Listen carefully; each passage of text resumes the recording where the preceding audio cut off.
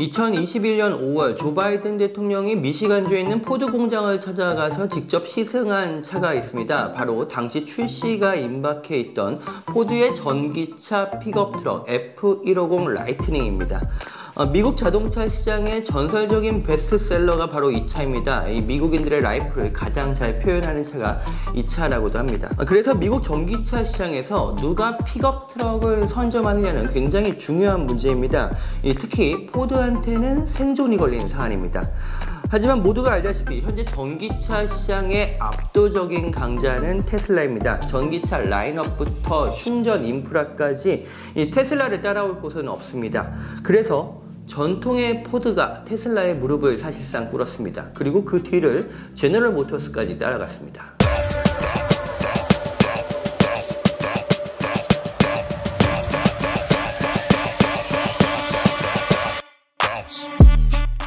포드가 최근에 깜짝 발표를 했습니다. 핵심은 테슬라 충전소 공유. 테슬라와의 계약을 통해 테슬라 슈퍼차저 충전소 12,000개를 포드의 고객들이 이용할 수 있게 했다고 발표를 했습니다. 자, 현재 테슬라는 미국 표준 규격이 아닌 이 독자적인 충전 모델을 갖고 있습니다. 바로 NACS 북미 충전 표준입니다. 국가 표준이 아닌데 테슬라가 표준이라는 말을 마음대로 갖다 붙였습니다. 그런데 포드가 앞으로 고객들에게 이 어댑터를 제공을 해서 테슬라 충전기에 접속해서 테슬라 충전소에서 충전할 수 있도록 하겠다, 이렇게 밝혔습니다. 또 2025년부터는 아예 테슬라 충전기 커넥터를 장착한 전기차를 출시하겠다고 발표를 했습니다. 그리고 이어서 제너럴 모터스, 즉 GM이 포드와 거의 똑같은 발표를 했습니다. 이 디트로이트의 공룡들, 미국의 전통의 완성차 업체들이 모두 테슬라의 등에 올라탄 셈입니다. 자, 그렇다면 이 테슬라의 충전은 뭐가 다를까요? 이 미국의 현재 표준은 CCS라는 방식입니다. 반면에 테슬라는 자체 방식인 NACS를 고수하는데요.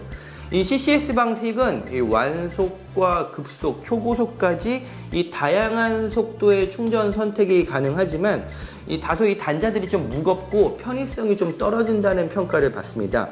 이 반면에 NACS는 이 단자 연결이 가볍고 또 이 초고속은 아니지만 꽤 빠른 충전이 안정적으로 가능하며 편리하다는 평가를 받습니다. 자, 무엇보다 이 테슬라의 슈퍼차저는 10여 년에 걸쳐서 그 성능이 입증됐고 안전하며 미국 곳곳에 골고루 분포가 되어 있습니다. 이 미국 에너지부에 따르면 이 CCS 방식의 공공 충전소도 54,000여 개나 있지만 그 중에서 급속 충전이 가능한 곳은 7,400여 개에 불과하다고 합니다.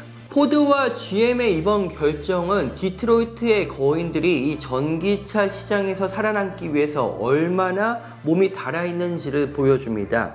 자, 지난 3월에 월스트리트저널에 따르면 포드의 올 한 해 전기차 사업 분야에서 적자가 30억 달러, 우리 돈으로 약 4조 원에 육박될 것으로 추정됐는데요. 막대한 개발 비용을 비롯해서 배터리 공장 등의 천문학적인 투자 금액이 들어가기 때문입니다. 포드는 2026년 정도가 돼야 이 전기차 분야에서 수익이 날 것으로 자체적으로 추산하고 있습니다.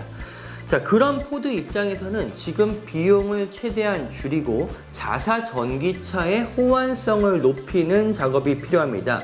특히 포드의 자랑이죠. F150 픽업 트럭을 전기차 분야에서 다시 베스트셀러의 경지로 올리기 위해서는 이 소비자의 불편을 최소화할 충전 인프라가 절실했을 수 있습니다. 포드가 올해 초에 미국 내에 강한 반중 기류에도 불구하고 중국의 대표적인 배터리 업체 CATL과 손잡고 이 미국 내에서 합작 공장을 짓겠다고 발표한 이유도 여기에 있습니다.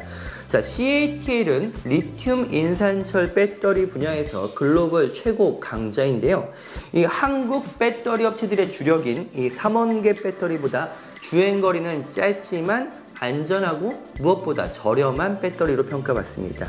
자, 미국 테슬라도 상하이 공장에서 CATL의 배터리를 받아서 전기차를 만드는데요. 이 미 정치권의 반중 기류가 어찌됐든 일단 내가 살아야겠다는 그런 기류가 포드 내부에 굉장히 강한 셈입니다. 자, 이런 절박함은 GM 역시 마찬가지입니다. 이미 GM이 이 대중적인 전기차를 표방하며 만들었던 쉐보레 볼트는 싸늘한 시장의 평가 속에서 단종이 되는 상황입니다. 자, GM과 포드가 테슬라의 충전 시스템에 합류하면서 나머지 자동차 회사들과 충전 업체들도 결국 테슬라에 합류할 것으로 보입니다. 이 미국 전기차 시장의 1, 2, 3위가 테슬라, 포드, GM입니다. 사실상 테슬라 충전 독주 시대가 열릴 수 있는 셈입니다. 테슬라는 결국 충전소를 통한 막대한 수익 기반을 구축할 것으로 보이는데요. 최근 미국 뉴욕 증시에서 테슬라의 주가가 계속해서 오르는 것도 이 배경이라고 할 수 있습니다. 그래서 이번 거래는 테슬라의 완벽한 승리이고, 이 스텔란티스도 GM과 포드에 합류하는 것을 비롯해서 이 현대차나 도요타 등 이 북미 시장에서 굉장히 의미 있는 존재감을 가진 외국 브랜드들 역시 테슬라의 충전 방식에 합류할 것인가, 이걸 고민하고 있는 상황입니다. 자, 여기에 일론 머스크 테슬라 CEO와 다소 껄끄러운 관계인 바이든 정부도 결국 테슬라의 손을 마지못해 들고 있습니다. 이 백악관은 테슬라 충전기가 있는 전기차 충전소가 표준 충전인 CCS만 포함하고 있다면 이 연방 보조금을 받을 수 있다고 최근에 밝혔는데요. 이 바이든 정부가 무려 75억 달러에 달하는 충전소 보조금 정책에 이 테슬라를 연결시킨 것은 이번이 처음입니다. 자, 모든 길은 테슬라로 통한다. 현재 미국 전기차 시장의 흐름을 정의하면 한마디로 이렇게 될 것 같습니다.